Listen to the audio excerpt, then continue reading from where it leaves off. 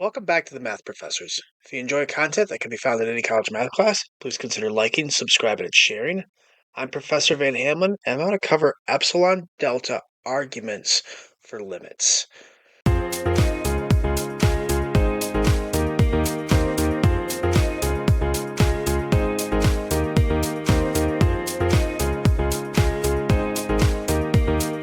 So here's the definition. It says for every epsilon greater than 0, there exists a corresponding delta greater than 0, such that if 0 is less than or equal to the absolute value of x minus x naught, which is less than delta, implies that the absolute value of f of x minus L is going to be less than epsilon.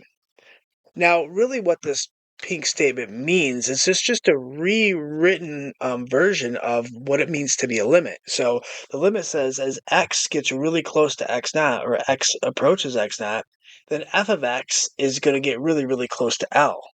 So that's why we say the limit as x approaches x naught if f of x is equal to L. So I wrote this here as x gets close to x naught, then f of x is going to get close to L. Well, what does it mean to get close? Really what I'm saying is, the distance between, values essentially. So when I say it gets really close, what I'm really talking about is distance. So when I say x gets really close to x naught, well, let's talk about distances real fast. If I want to say, what's the distance between 5 and 3? Let's just relate it that way. Well, we know the distance between 5 and 3 is going to be equal to 2. So let's come up with a mathematical idea to, force that distance to be, 2. Well, you might say, well, what about just 5 minus 3? Well, that would work in this case, but, this also has to work this way. What about the distance between 3 and 5? That better also be equal to 2. So I really just can't say subtraction. That's not going to work because what I'm going to get is I'm going to get negative 2 there. So really the way you find the distance is you take the absolute value of their differences. So the absolute value of 2 is equal to 2. The absolute value of negative 2 is equal to also 2. So if I say the distance between x and x naught is getting smaller, I have to say, well, what about the subtraction between x and x naught under the absolute value? That's the distance between our x and x naught. And very similar, the distance between f of x and L would have to be, the exact same thing. It's going to be the absolute value of their differences. So what I can see is that these things right here are talking about distances between x and x naught and also f of x and L. Now remember, as x gets really close to x naught, so as this distance gets really small, then this distance also must get really, really small.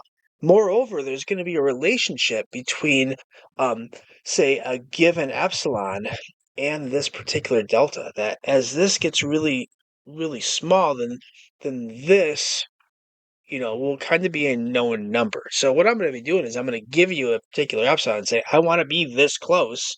Well, how close do these x and x naughts have to be so that I can guarantee that these things are super close, that your f of x and L are really, really close? So graphically, we can see that too, is that f of x might not be defined at x naught. So, I can find its limit algebraically. We've done that in, the first couple sections of Calculus 1. And then, f of x is going to be this value here. So what I'm going to be doing is I'm going to give you this distance. This is going to be equal to epsilon. And then our job is to go and find this distance, which is going to be our delta. Now, I wrote x above x naught, but it doesn't have to be from there. Remember, I'm saying I'm going to give you this given distance, and we can see that you can come from above or below. So if I give you, say, a different epsilon, well, not a different epsilon, but the exact same distance, I could say possibly below as well. So this could be your f of x, and then that might map back to here to this x. Now, this also would be a delta. Now remember, I'm trying to find this corresponding smallest delta so that I can guarantee that this distance is going to be, this epsilon distance. So if I say epsilon is equal to, say, 1 here, I want a distance 1 from L and a distance 1 from L.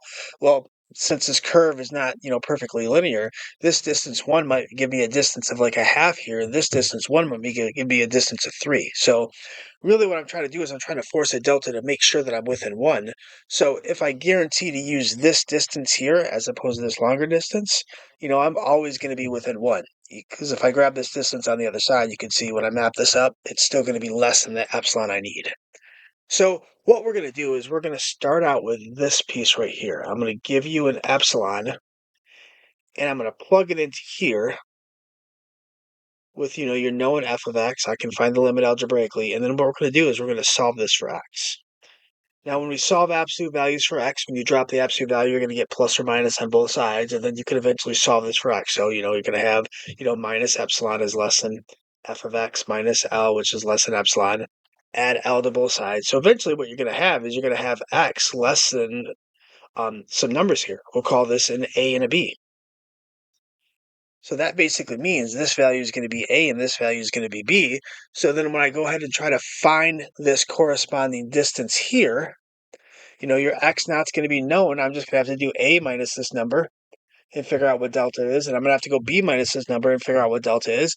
And delta is going to be that smallest distance. So it'll make a lot of sense once we do an example. And I'll do the picture as well, make sure it's clear. Okay, here's our example. It says, given f of x is equal to the square root of 3x plus 1 at x naught is equal to 5, find the corresponding delta such that f of x differs from L by no more than epsilon is equal to 0.5. Let's do a quick graph and kind of show you what we're talking about here. So what I know is we're talking about a radical function that's been, it's been shifted over by, 1/3. So we can tell that this is going to be shifted left by 1/3. It's going to give us this picture. So something like this. So now I want to know this about, x naught is equal to 5. So somewhere over here is going to be equal to a 5. So the first thing I'm going to have to do is I'm going to go ahead and find its limit. Well, notice this function is defined at 5. So if I want to find its limit right here, I can simply do that algebraically. So L is going to be equal to the limit as x approaches 5 of the square root of 3x plus 1. And again, it's defined here, so this would be the square root of 3 times 5 plus 1. Square root of 16 is equal to 4. So this limit is equal to 4.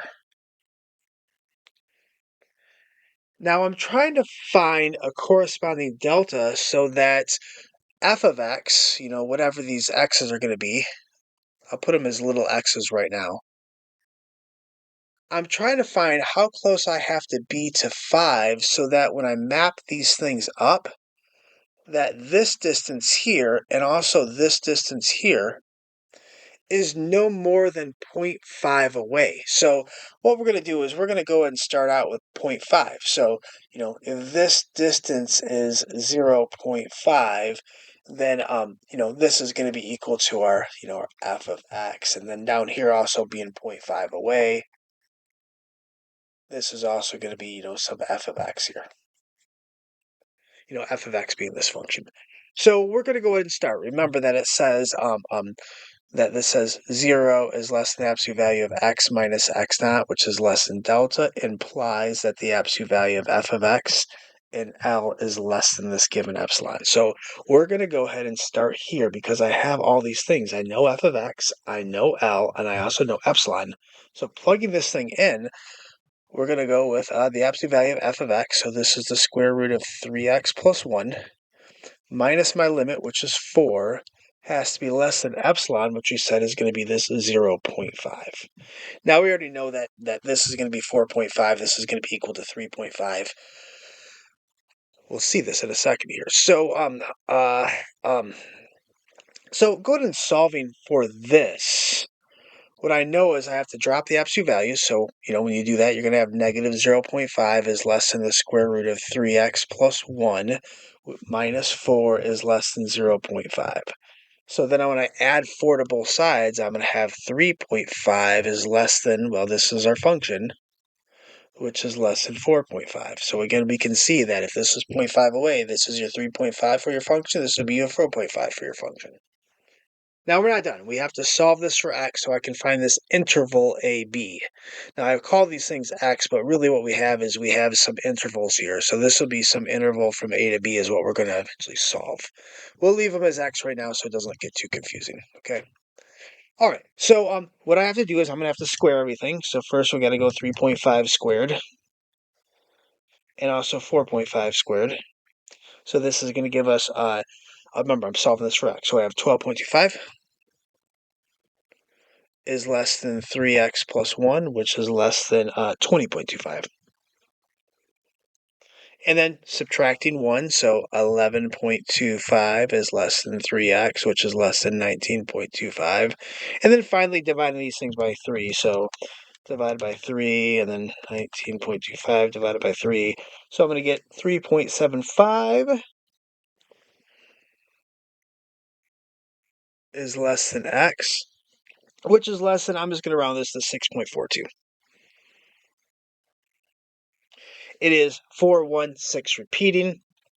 And if it was a problem to figure out what one is closer, then I would worry about that later. You'll see what I mean by what one is closer. So actually, we'll talk about that now. Because remember, we've just done this to find this interval. So this number right here is going to be equal to 3 point, if I pop this back, this interval, from this 3.5 is going to map it back to, not good, map it back to here, which is going to be equal to 3.75.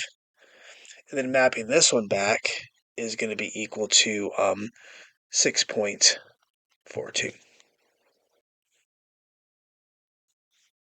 Let's write that down here. So that's going to be our error. And notice that this number 5 is actually in between this 3.75 and this 6.42. So now my goal is to figure out, if I want to find delta, delta is going to be the smallest distance from, 5 and 3.75 or 5 and 6.24. So delta is going to be one of these two distances. I'm not sure yet. You have to figure out what distance is closer. Okay, well, let's figure out that distance. Well, that's where this piece comes in. If I want to find that delta distance, I need to subtract, x being equal to 3.75 and the x naught, which is 5, or x is equal to 6.42 and the x naught is equal to 5. So in order to find our delta now, we have to check. So what is the distance between 3.75 and that 5? Or it's going to be the distance between this 6.42 and that x naught, which is equal to 5. So 3.75 minus 5, an absolute value is going to be equal to 1.25. And then similarly, 6.42 minus 5 is going to be equal to 1.42. So what we can see is that our closest distance is going to be this one right here, which is equal to that 1.25. Now, again, this is not drawn to scale. Clearly, this number is closer to 5 than this one. I've done my best here as far as radicals are concerned. But that means our corresponding delta is going to be equal to that 1.25. Boom. So if you like the content, please subscribe.